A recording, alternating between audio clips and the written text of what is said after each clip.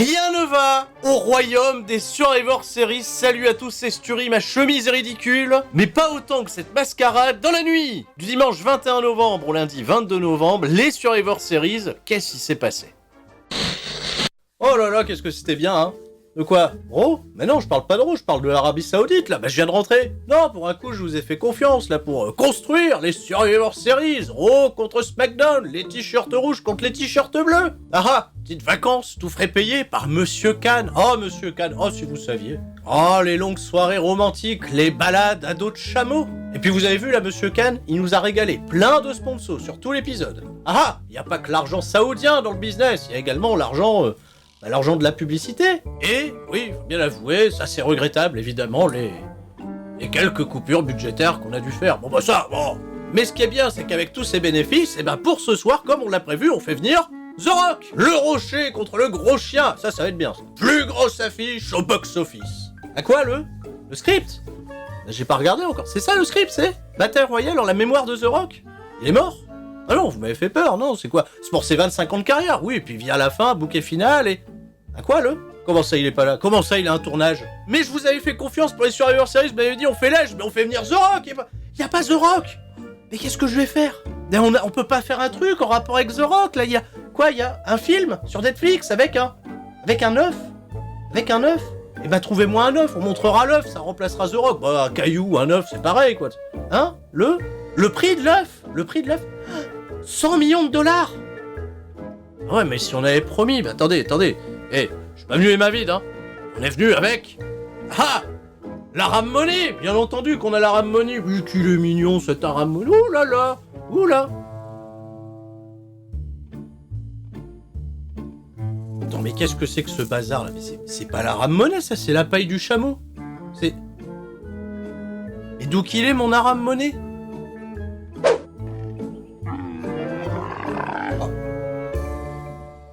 Encore au caca le papier?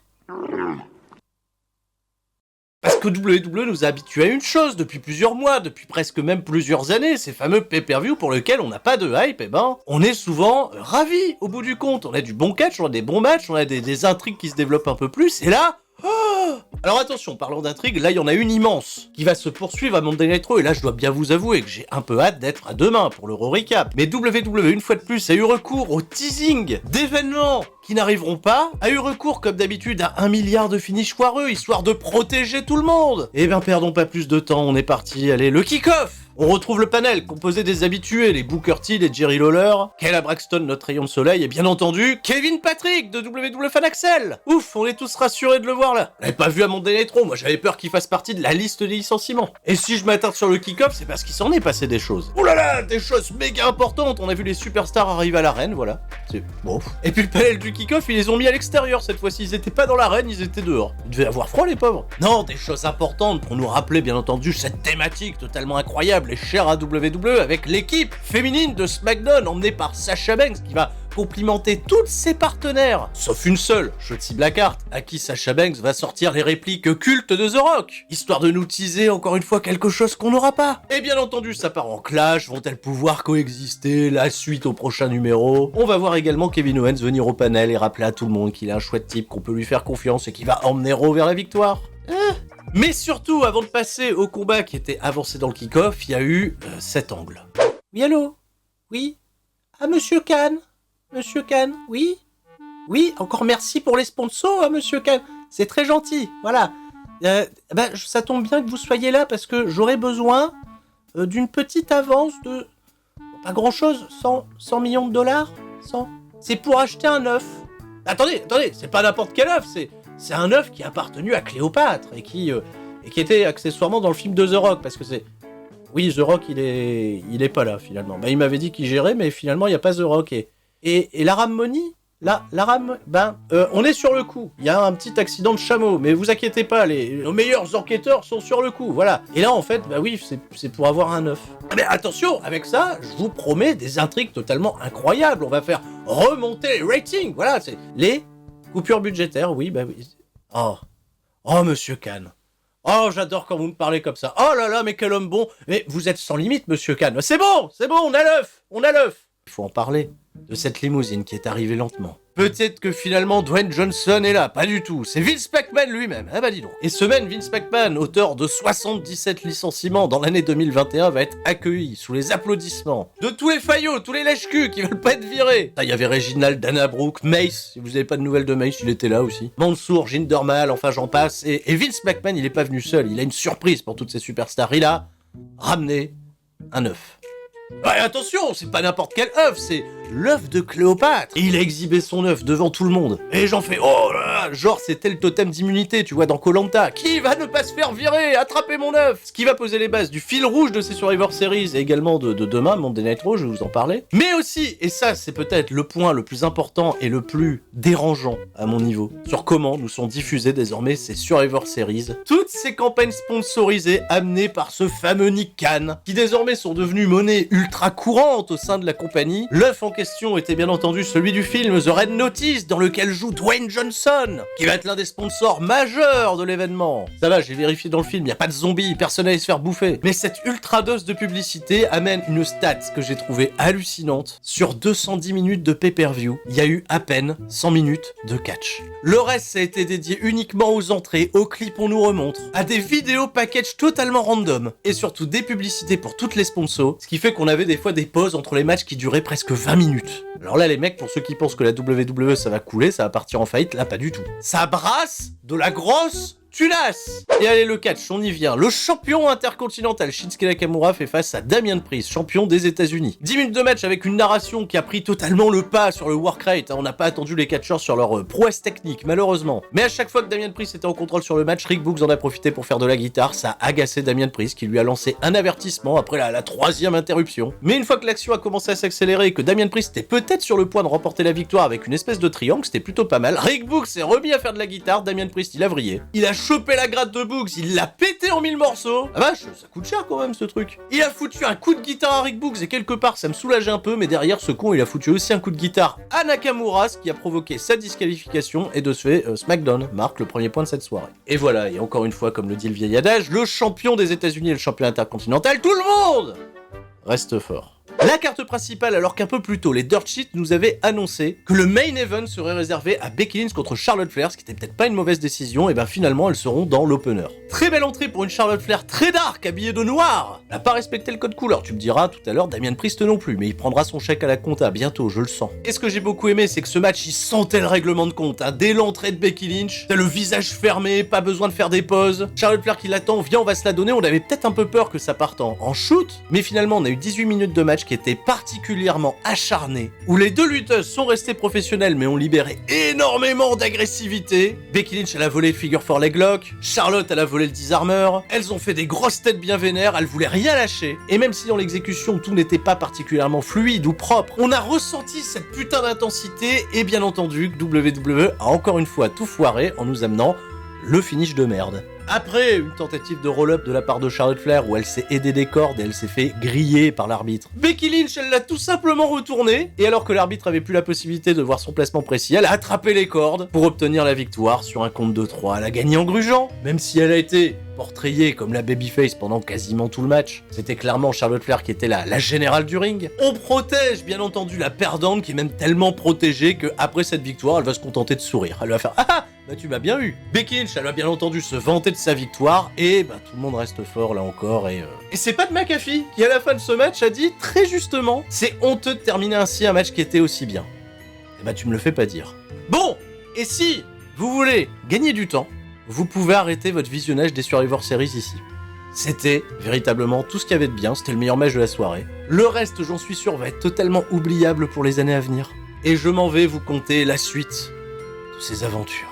Entre deux matchs, évidemment, on va prendre notre temps. On nous diffuse un clip totalement random sur Drew McIntyre qui est arrivé dans la compagnie en 2009, considéré comme l'élu, selon Vince McMahon, qui a gravi les étapes, qui a battu Brock Lesnar, qui est devenu champion, et attention, il est fort Drew McIntyre, et puis je sais pas, puis ça s'est arrêté là. Et on nous rappelle également qu'on fête ce soir les 25 ans de carrière de The Rock. l'occasion de nous remontrer ses débuts au Survivor Series 1996. On nous diffuse également un promo package pour nous rappeler que le 5 décembre, c'est NXT War Games, ils ont viré le takeover comme ils ont viré Triple H. Non, ils l'ont pas véritablement viré, mais vous savez qu'il est un peu écarté. Second match de la soirée, c'est le traditionnel Survivor Series match 5 contre 5 masculin. Le temps qu'absolument tout le monde fasse son entrée dans le ring, ça a duré aussi longtemps que tous les matchs mis bout à bout du Queen's Crown. Il y a eu quasiment 20 minutes d'entrée. Et en plus, pendant que les mecs entraient, on nous remontrait des images de comment ils se sont qualifiés pour les Survivor Series. Enfin non, pas comment ils se sont qualifiés, comment on a déqualifié des personnes. Kudos d'ailleurs à l'entrée incroyable de Sheamus, pendant laquelle on a pu entrevoir l'image de synthèse de la belle épée de Drew McIntyre. Et parlant de Drew McIntyre, j'ai trouvé que pendant tout ce match, enfin,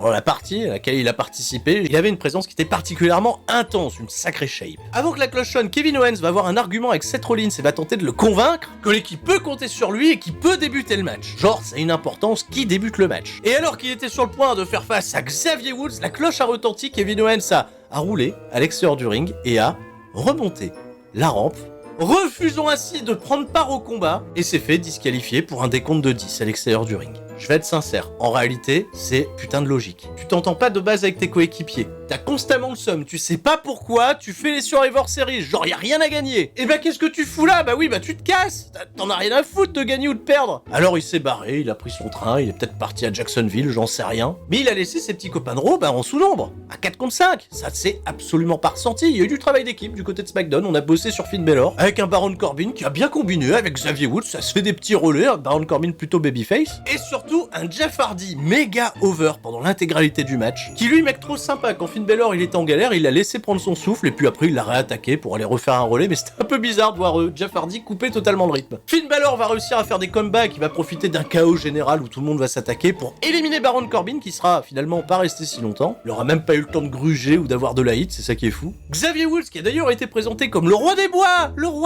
mais il aura pas fait grand chose le roi des bois, déjà il a plus de couronne et après avoir sorti ses faux finishes, il va abandonner dans la Hurt Lock de Bobby Lashley et puis on n'en parle plus, pas de protection pour le roi des bois. Alors que Jeff Hardy était peut-être le prochain sur la liste de Bobby Lashley, Drew McIntyre a récupéré le tag et on a eu ce face-off, voilà, désormais culte, qu'on a vu à WrestleMania, Drew McIntyre, Bobby Lashley. Ça catchait bien, c'était un peu énervé, ça s'est déplacé à l'extérieur du ring et là ils ont commencé à se battre, à passer au-dessus des barrières. Et évidemment, on l'a vu à des kilomètres arriver celle-là, l'arbitre qui va les décompter tous les deux à l'extérieur du ring pour éliminer les deux catcheurs et comme ça, bien entendu, tout le monde reste fort.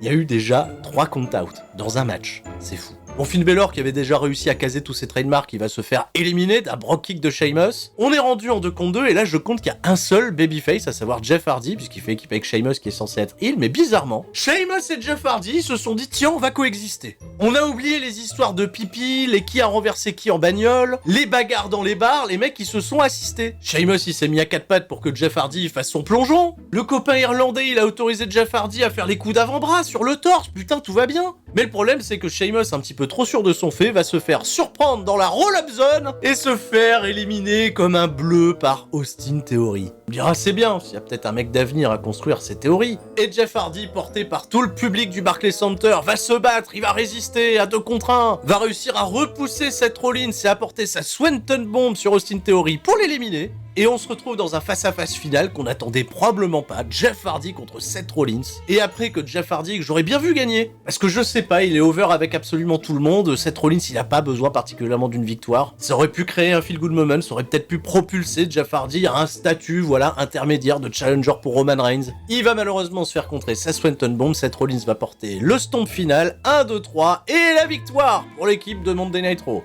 Une victoire qui a d'ailleurs été félicitée par Kevin Owens sur les réseaux sociaux, dont la stratégie a visiblement été payante. Alors qui va gagner les Survivor Series? Honnêtement, on s'en fout, entre Raw et SmackDown, ça va finir à 5-2. Victoire de Raw, on s'en bat les couilles. Le plus important, c'est de faire de la sponsor pour le WWE Shop, pour des cartes de crédit, pour des opérateurs mobiles. Et surtout, histoire de continuer de perdre du temps, on nous remontre l'arrivée de Vince McMahon, salué par tous les gens qui n'ont pas encore été licenciés, et il nous exhibe encore une fois son œuf. Regardez mon œuf, qu'il est beau mon œuf. Et bah justement, on va retrouver un garde posté devant le bureau de Vince McMahon. Et là, putain, t'as Roman Reigns qui se pointe. Roman Reigns, il tape et il entre. Vince McMahon, il lui fait « Ah ouais, qu'est-ce qui se passe ?» Il était sur son téléphone, probablement en train d'envoyer des textos à The Rock, j'en sais rien. Ou bien entendu, en train de s'abonner à la chaîne C'est ça le catch, en train de mettre des pouces bleus, le gag était préconçu d'avance. Il va serrer la main de Roman Reigns, qui va s'asseoir et lui dire « T'as vu mon œuf ?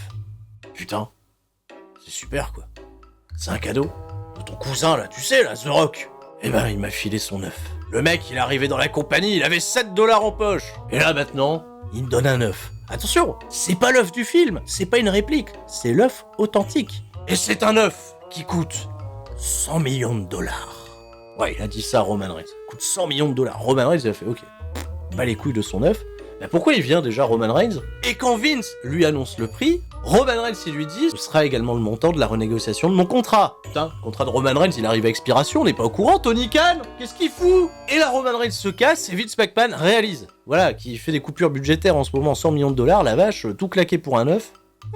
Putain, je reviens de mon rendez-vous avec Roman, là, bah ça s'est pas bien passé, figure-toi. Mon œuf, il a pas aimé mon œuf. Putain, un œuf à 100 millions de dollars, là, le mec, il m'a dit, oui, mais The Rock, il est où, là? Je devais affronter The Rock. Mais oui, mais il répond plus à mes textos depuis 2 ans, mais quand même, on a l'œuf 100 millions de dollars, c'est plus impressionnant que The Rock.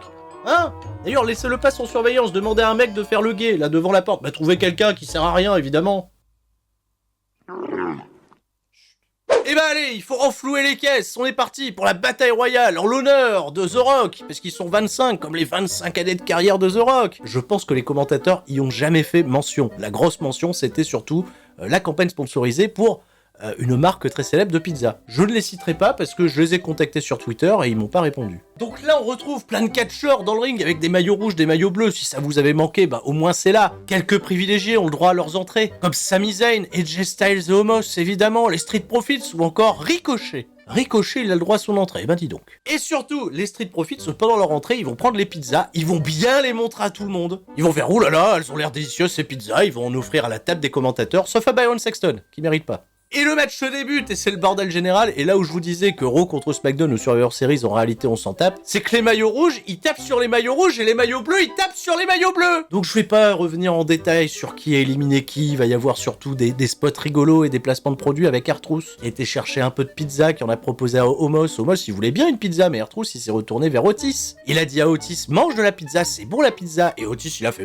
c'est bon la pizza. Et ils ont donné la pizza à manger à Otis, parce que Otis, il est gros, oh, il est gros. C'est fun. Et Omos, vu qu'il était pas content d'avoir de la pizza, et ben il a jeté Otis par-dessus la 3ème corde. Et puis pour vous résumer un peu, Omos, il a été très dominant, il a éliminé 12 des 25 catcheurs, parce qu'il allait pas s'éliminer lui-même. Ils ont fait évidemment le gros face-off entre Omos d'un côté et Shanky. Oh là là, on compare les tailles, bah Omos il est un peu plus grand, donc il a gagné. Sami Zayn, il va avoir un éclair de génie. Le mec il va se dire, bah attends, là il y a que des mecs rouges et on n'est plus que 3 bleus. À un moment les bleus faut qu'on s'unisse, mais putain, mais écoutez-le, Sami Zayn, pas du tout. Ricochet et Cesaro, ils lui ont cassé la gueule. Et Sami Zayn éliminé. Et là, les rouges et les bleus qui restaient dans le ring, ils se sont rendus compte que Omos, il était en train d'éliminer absolument tout le monde, ils ont décidé de s'allier. Et bah figurez-vous que ça a pas marché. Omos, il a continué de sortir tout le monde, il a eu un gros face-à-face avec Ricochet, peut-être qu'on y a cru. Ricochet, après un dropkick, peut-être qu'il va faire l'exploit, parce que ça pourrait lui être profitable. Bah pas du tout, ça a pas duré longtemps, Ricochet éliminé, Omos a gagné, et figurez-vous, qu'est-ce qu'il a gagné? Attendez, c'est facile. Des catcheurs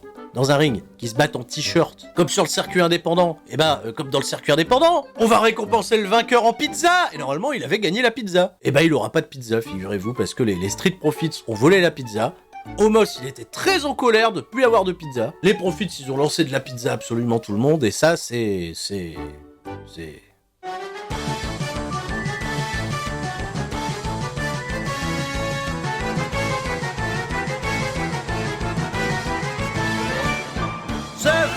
Allez, on continue les sponsors avec des applications mobiles, des jouets, le film de The Rock excusez-moi.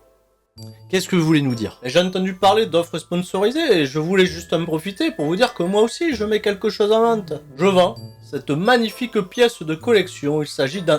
Mais remettez ça en place, espèce de taré! Mais où est-ce que vous l'avez trouvé, stuff? Mais c'est pas à vous!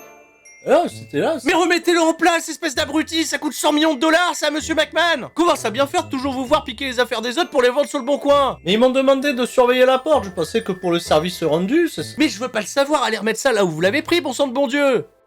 Ah oui, je sais que vous l'aimez bien, mais merde! Bon, c'est quoi la suite? Match par équipe, les Usos contre RK Bro. C'est bien. 14 minutes 52 matchs. Randy Orton, il bat ce soir le record de participation d'un catcheur à un pay-per-view. Il a 177, il battait le record détenu par Kane. Et pour autant, c'était un petit peu service minimum pour Randy Orton, comme pour les effets, voilà, avec les claquettes, les oiseaux, c'est toujours des petits oiseaux. On a coupé le budget, donc c'est des petits oiseaux. Les Usos, ils ont passé la plupart de leur temps à maraver Riddle. Il y a eu quelques petits comebacks, quelques actions, c'était plutôt chouette. Et Randy Orton, oui, il était dans son spot. Vas-y, je dors à l'extérieur du ring, frère. Pour se pointer, évidemment, au moment du finish, qui était très très cool, où Jimmy Uso l'a pas vu se pointer, il a pris un RKO en plein air. Victoire de Randy Orton et de RK Bro qui reste fort, et pour les Usos, ils risquent de se faire engueuler par Roman Reigns. Et comme vous vous en doutez, on va enchaîner avec une nouvelle série de campagnes publicitaires. Sonya Deville et Adam Pearce, ils sont bien contents au téléphone, et on les découvre dans le bureau de Vince McMahon, qui lui aussi était au téléphone, et vous l'avez tous vu. Putain, c'est pas vrai. Bah oui, y a plus l'œuf. Bah voilà, le vieil homme au loin, il râle, il a perdu son œuf. Et vous avez rien fait, vous. Mais vous le voyez, il est en colère maintenant. S'il voit cette vidéo, il va vous suspecter. Ah non, je vous promets, je vais te remettre en place, tout est en ordre. Enfin, le problème, c'est que j'étais pas tout seul, j'étais avec un ami à moi qui est un peu malade. Il a un problème de digestion, ça fait plusieurs jours, il fait caca le papier. Ah, mais après, j'ai remis l'œuf à sa place, j'ai été convoqué pour une urgence arbitrale. Je travaille. J'ai juste laissé mon compagnon qui était malade s'occuper de la garde de l'œuf. Oh là là, je veux pas savoir. Je l'ai pas revu depuis... Michel Beaujolais, à votre service. Donc, c'est la panique. Vince McMahon, il a perdu son œuf. Il va demander à Sonya Deville de tout de suite appeler la police et il va demander à Adam Pearce de convoquer absolument tout le monde. Putain, mon œuf! Il était là, mais mon œuf, et je vous avais dit de le suivre. Mon œuf! Mais non, c'est pas dans le script, c'est mon œuf! Oh, Monsieur Khan! Vite, appelez la CIA, le FBI, il faut mettre tout de suite des gens sur l'enquête. Réunissez tous les généraux, là, Pat Patterson, Gerald Briscoe, là. Il est où, Hunter? Il est où, lui? Et il est malade encore, il est malade, et Patterson, Ah oui, il est mort, oui, bon. Tout le monde sur le qui-vive, demain à Raw, on fait une grosse inspection. On fait le tribunal de l'œuf. On continue de perdre du temps. On a Xayali, qui est promu, encore une fois, avec le promo package qu'on avait vu au dernier SmackDown. Elle va arriver bientôt, voilà, elle a pas encore trouvé le chemin, mais c'est la protectrice, le The Protector of SmackDown. Et c'est l'heure du 5 contre 5 par élimination traditionnelle des Survivor Series féminins. Bon, pour moi, il y a eu un effort, tout le monde a respecté le code couleur. Ça va quand même durer cette affaire 23 minutes 45, et c'était particulièrement con. Si vous attendiez à ce qu'on construise un peu plus Toni Storm, Liv Morgan, qui se présentent comme les futurs challengers au championnat respectif de Charlotte Flair, de Becky Lynch, c'était peut-être l'occasion de les hisser très haut. Eh ben, pas du tout. Bon, tout de suite, on élimine Carmella. Parce que Carmella, elle devait enfiler son masque, elle a pas réussi à enfiler son masque, elle a pris un schoolboy, elle s'est fait éliminer. Puis on nous a teasé la confrontation attendue entre Bianca Belair et Sasha Banks pendant une demi-seconde, parce que tout de suite, Shotzi Blackheart, elle a voulu faire sa jalouse. Ça a combiné un petit peu, ça a terriblement ennuyé le public qui a commencé à chanter AEW, CM Punk ou encore Cowboy Shit. Puis on a eu la vraie confrontation cette fois-ci entre Bianca Belair et Sasha Banks, c'était peut-être ce qu'il y avait de plus cool sur ce match. Bianca Belair va passer la main à Zelina Vega qui est restée pas forte du tout puisqu'elle va se faire éliminer dans la foulée par Toni Storm. Liv Morgan pourra au moins se satisfaire d'une élimination parce qu'elle va réussir à sortir Toni Storm. Mais malheureusement Sasha Banks va réussir à l'éliminer même pas une minute après. Grosse huée de la part du public. Shayna Baszler, à l'aide des autres superstars de SmackDown, elle va réussir à éliminer Rhea Ripley qui elle aussi est pas restée forte. Et là le truc le plus incompréhensible du monde, t'es dans une situation où SmackDown elles sont à 4 et il y a plus que Bianca Belair toute seule du côté de Raw. Sasha Banks qui n'arrive toujours pas à coexister avec Shotzi, elles vont s'embrouiller à l'extérieur du ring. Sasha va pousser Shotzi sur Shayna Baszler, c'est pas simple à dire en une fois. De ce fait, Shayna va attaquer Sasha, Natalya va attaquer Sasha. Les trois meufs, elles vont l'empêcher de remonter dans le ring alors qu'elle avait quasiment, tu vois, les 90% de son corps dans le ring. L'arbitre lui a quand même compté jusque 10, là je dis il y a erreur arbitrale. Bah là, servez à quelque chose, c'est votre job quand même, non? Et dans ce final à 3 contre 1, le scénario était cousu de fil blanc. Bianca Belair va d'abord éliminer Natalya avec une roll-up zone, on est habitué. Pauvre Natalya. Elle va porter un glam slam sur Shayna Baszler pour l'éliminer aussi et Shotzi Blackheart aura pas résisté longtemps. C'est un gros 4 contre 1 remporté avec brio par Bianca Belair qui va en ressortir très très forte sans être pour autant promue aspirante au championnat de Becky Lynch. Mais bon, et bravo Raw, évidemment, qui a écrasé SmackDown tout au long de la soirée. On continue de nous asséner du contenu sponsorisé, des 25 ans de carrière de The Rock et l'un de ses plus beaux moments, c'était il y a 2 ans où il a pu partager un angle au micro avec Baron Corbin, ça c'était bien. Et on retrouve Paul Heyman backstage qui est encore une fois interrompu par surprise par Kayla Braxton. Qu'est-ce qu'il y a? Vous me suspectez? Pensez que j'ai volé l'œuf? Et alors qu'il est en train de faire son malin, Paul Heyman, Kayla Braxton, elle annonce que Brock Lesnar n'est plus suspendu par la compagnie. Alors forcément, Paul Heyman, ça l'agace. Il fait, quoi? Je m'en fous. Voilà, il trace sa route, Kayla Braxton, elle reste pantoise, mais putain, ils viennent de nous teaser. En plus de The Rock, on verra jamais, bien entendu, on verra jamais.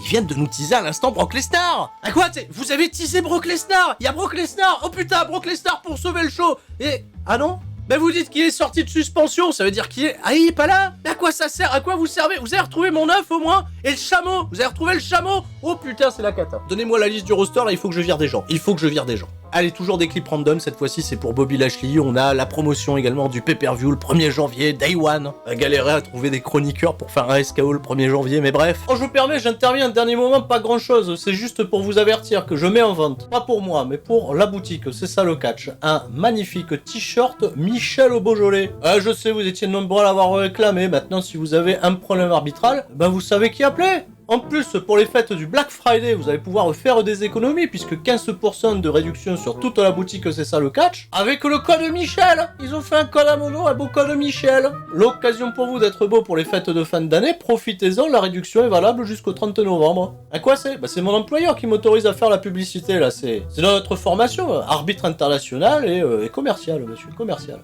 Au fait, vous auriez pas vu un type malade qui ressemble un peu à un dromadaire?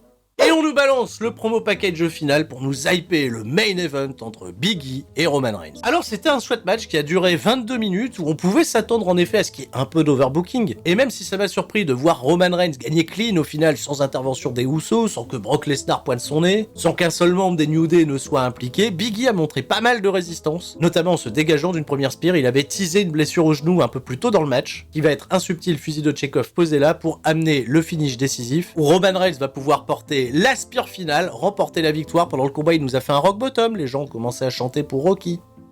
Mais il est pas là. Donc voilà, Roman Reigns, 1, 2, 3, et c'est fini. C'est fini.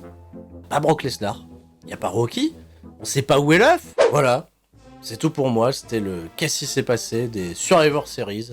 Un pay-per-view totalement anecdotique, oubliable, avec encore une fois plein de finishes à la piste. On a construit absolument que dalle, on a teasé des rivalités qui ne pourront pas se poursuivre, parce que les mecs sont pas dans les mêmes rosters. Immense déception, et peut-être déception aussi de vous dire que le prochain qu'est-ce qui s'est passé ne sera qu'en 2022. C'était le dernier épisode de cette année 2021. Encore merci du soutien à la chaîne C'est ça le catch, qui je le rappelle fêtera ses 7 ans le 30 novembre. Et si en effet il n'y a plus de qu'est-ce qui s'est passé, ça veut pas dire pour autant qu'il n'y aura pas le premier qu'est-ce qui s'était passé.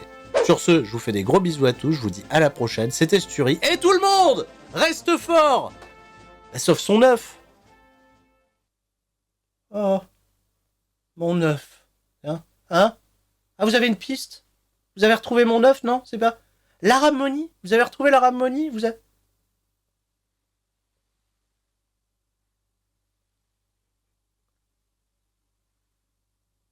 Mais non, c'est pas de l'argent sale, c'est juste... C'est fun.